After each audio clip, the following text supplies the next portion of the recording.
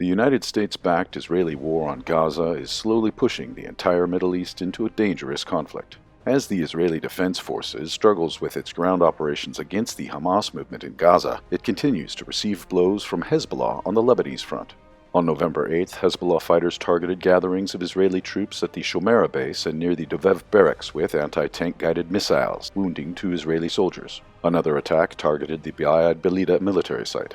The next day, November 9th, Hezbollah fighters fired a number of ATGMs at the Metula site, damaging 2 IDF Merkava main battle tanks. The group also attacked an Israeli mechanized infantry unit near the town of Tarbika with rockets. In addition, the IDF said that one of its drones came under fire while operating in the occupied Lebanese Shabah Farms area. The IDF responded to the attacks with artillery and airstrikes that targeted mostly southern Lebanon. However, there were no reports of casualties. Escalation also continued on the Syrian front. Later, on November 8th, a series of Israeli strikes hit radar sites and other positions on the outskirts of the capital, Damascus, as well as in the southern governorate of al-Suwaida.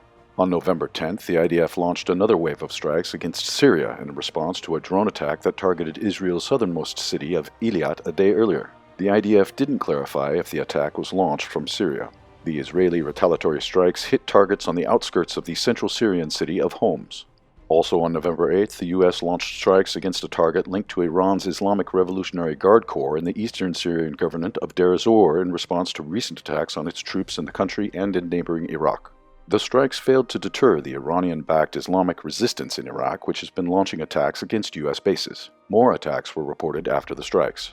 By November 9th, U.S. officials said that 46 attacks have been carried out and 56 American troops have been wounded in Syria and Iraq since the start of the war in Gaza.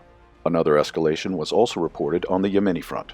On November 8th, the Iran-allied Houthis shot down a U.S. MQ-9 combat drone off the coast of Yemen. The group said that the drone was operating in support of Israel.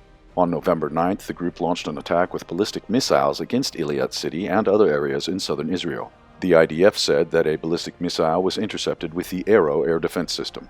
The escalations in Lebanon, Syria, Iraq, and Yemen show how the Israeli war on Gaza could soon lead to a regional conflict. Despite this risk, the U.S. continues to provide unconditional support for the war.